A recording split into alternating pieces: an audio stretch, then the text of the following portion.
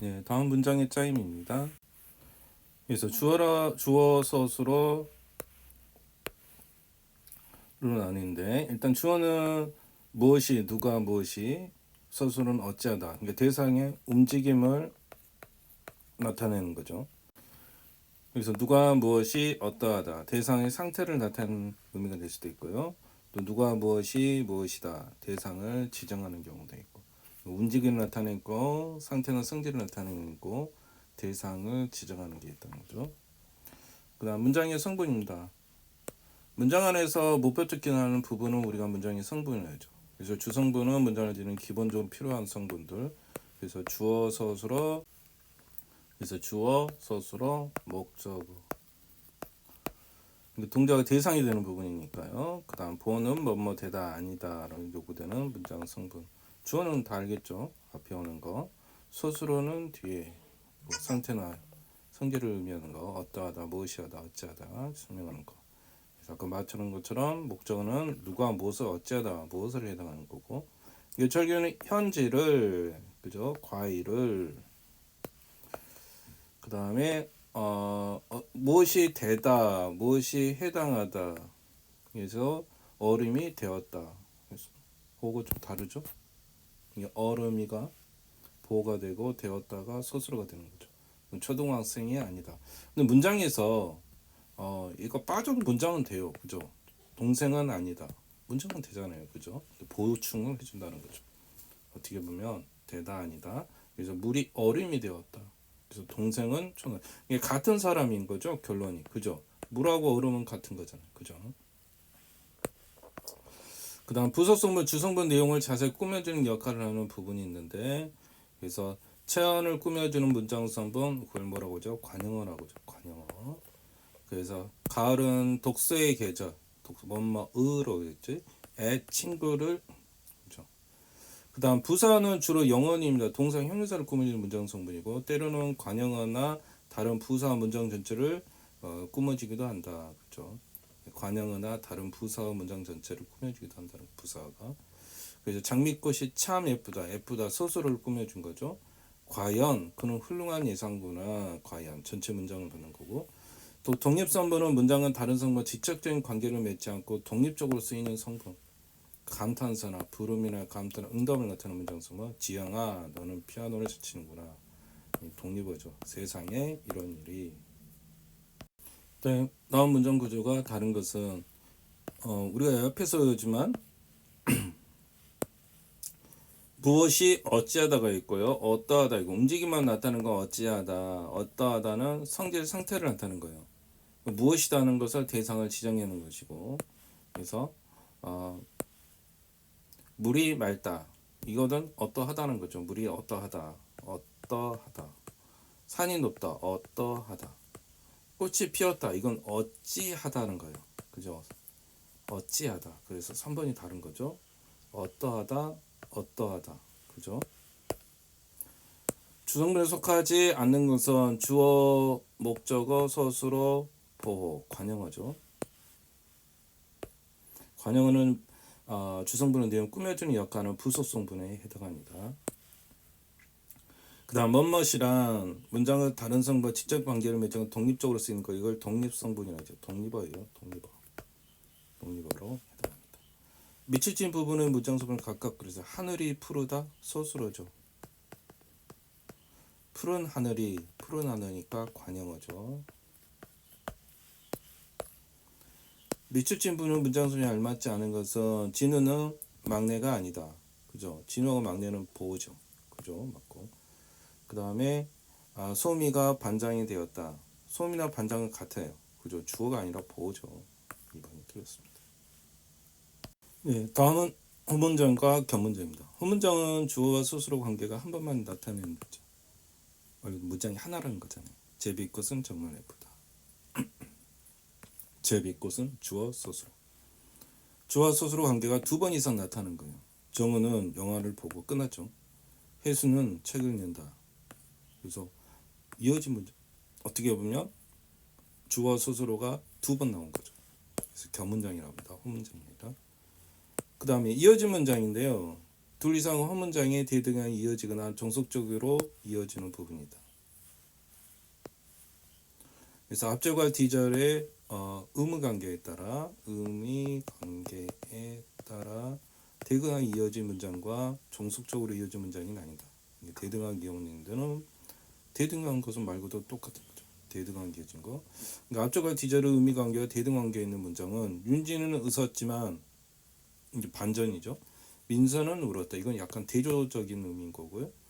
이게 대등적 연결을 의미하는 사용하는 것은 나열, 고, 음여, 대조로는 지만, 나, 선택은 거나 든지 이런 것들이 이제 대등하게 이어진 문장이고요. 종속적으로 이는 뭐뭐 하니 뭐뭐 했다 그런 거죠. 앞쪽에서 의미 관계가 대등하지 못하고 종속적으로 이어진 산이 높으면 산이 높다는 거 끝났죠. 골짜기가 깊다. 이게 뭐뭐면 조건이 들어가죠. 종속적으로 이어지는 것은 원인, 아서, 은이, 조건이나 목적이나 의도, 뭐뭐고 종속적으로 이어진 문장. 그 다음 아는 문장이 있어요. 한 문장이 다른 문장 안에 하나의 문장 성질을 안고 있는 문장.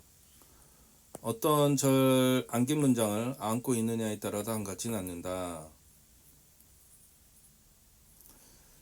그래서 제일 먼저 명사절을 아는 문장. 문장에서 주어 목적어 기능을 하는 명사절을 안고 있는 문장.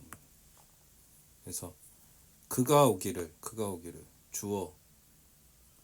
그 다음에 주어나 목적어 기능을 하죠. 목적어 기능을 하죠. 나는 그가 오기를 기다렸다. 그죠? 명사형이 미음이 될 수도 있고 뭐뭐 기가 붙을 수도 있어요. 그죠? 명사형 전성함이 미음이나 기가 붙을 수 있다. 아무튼 주어와 목적어 기능을 하는 명사절을 안고 있는 거. 명사절 아는 문장이죠.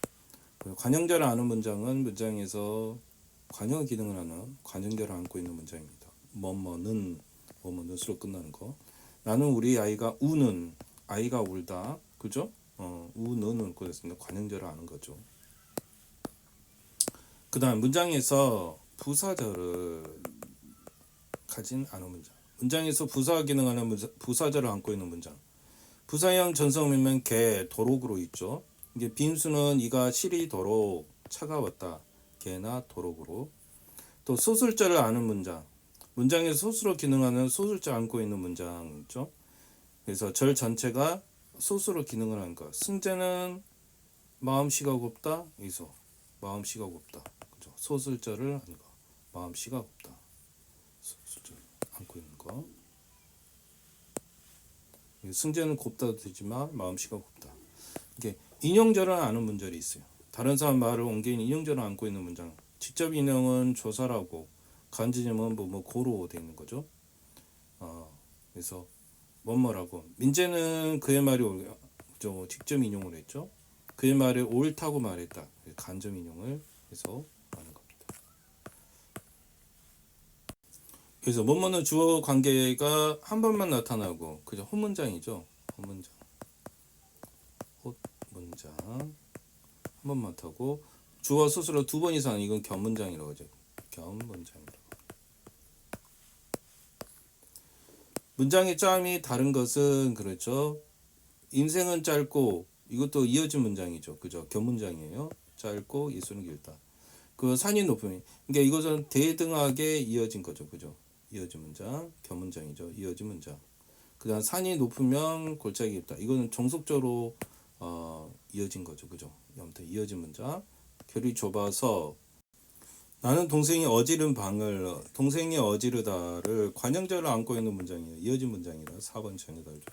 5번도 이어진 문장입니다. 8번 밑줄진 부분에 해당하는 절의 종류는 그랬죠. 절의 종류는 그래서 코끼리는 코가 길다 소술절을 안고 있는 거죠. 그죠? 코끼리도 길고 코가 길다 소술절을 안고 있는 거예요. 다음 보기에 대해서 알맞지 않은 것은 나는 해가 뜨다 뜨기를 그죠 명사절을 지금 안고 있는 거죠. 문장에서 명사절을 찾을 수 있다. 그죠 맞는 얘기고 주어와 소수로 관계가 두 번 이상 나타주는 그죠 해가 뜨기를 나는 기다렸다. 주어와 소수로 두 번 이상 나오고 그 다음 두 개의 헛문장이 결합했고 그죠 두 개의 헛문장이 결합해 있고 앞쪽에 의미가 하기가 정속적으로 이건 아는 문장이죠. 정속적으로 관계가 있다. 앞절 뒤절이라기보다는 지금 현재는 아는 문장입니다. 어머니 단어 문장 하나의 성분처럼 안고 있다는 거죠. 아는 문장이라고 얘기하는 겁니다. 네, 계속합니다. 문장의 기본 구조와 문장 성분. 우리가 이제 문장을 볼 수 있죠, 그죠? 그래서 다음은 두 어절로 이루어진 문장이다. 각 문장에서 주어 소수를 찾고 소수로 특성을 연결해 봅시다. 그랬죠. 강아지가 달린다. 어찌하다죠. 대상이 움직이는 것 같은 거고. 시냇물이 깨끗하다. 이거는 어떠하다 하는 거예요. 어떠하다. 어찌하다고 어때하다 하는 건 다르죠. 움직임을 나타내는 건 어찌하다. 상태를 나타내는 건 어떠하다. 그 다음에 내일이 토요일이다. 무엇이다고 했지? 대상을 지정하는 거. 대상을 지정하는 게 있다는 거죠. 그래서 우리 문장의 기본 거주는 소수로 종료했다는 걸 세 가지 이용으로 어찌하다, 대상을 움직여 나타내는 거, 어떠하다, 상태나 성질을 나타내는 거, 무엇이다는 대상을 지정하는 거. 그래서 주어 문장 안에서 일정한 문법적 기능하는 부분을 문장 성분이라고 하는 거죠. 그래서 다음 문장에 대한 설명으로 알맞은 것은 강아지가 달린다. 이거는 어찌하다는 거죠. 어찌하다. 두어절로 이루어진 문장이다. 그죠? 두어절로 되어 있고 대상을 지정하는 소수로가 쓰였다. 네, 이건 대상 지정이 아니라 무엇이다가 아니라 어찌하다죠. 대상 지정이 아니에요. 다음 보기와 같은 문장 구조로 이루어진 것은 무엇이 어찌하다. 어찌하다는 것은 움직임을 나타내는 거예요. 움직임. 어떠하다가 성질이고요. 어찌하다는 것은 움직임. 그래서 가수가 노래한다. 움직임을 나타내는 거니까 3번이 되겠죠. 상태고 수호는 학생이다. 지정이고 내일은 지정이고 깨끗하다도 어떠하다는 거예요. 그죠? 상태를 말하는 거예요. 다음 보기와 같은 소수로 쓰인 문장으로 알맞은 것은 대상은 상태나 성질을 옮겨 어떠하다는 거예요. 어떠하다. 기차가 떠났다. 움직임. 새가 날아간다. 움직임. 동생이 웃는다. 움직임. 사과가 빨갛다. 어떠하다는 거죠. 낙엽이 떨어진다. 움직임. 네, 다음 활동의 문장 성분에 대해 알아봅시다. 각 문제는 주어, 소수로 주어도 소수로도 아닌 곳에는 별표를 했습니다. 이게 주어, 소수로 소미가 되었다. 진우는 아니다. 그래서 한 문장이 문장에서 어떤 역할을 하는지 이 표시는 무엇을 이게 목적어라는 거죠. 이게 동작의 대상이 되는 거고. 그 다음에 두 번째는 나에서는 나는 뭐죠?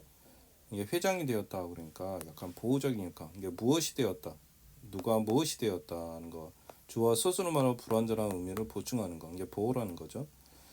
그 다음에 다에서는 막내가 아니다. 진우는 막내. 진우와 막내는 같은 사람이죠. 그것이요.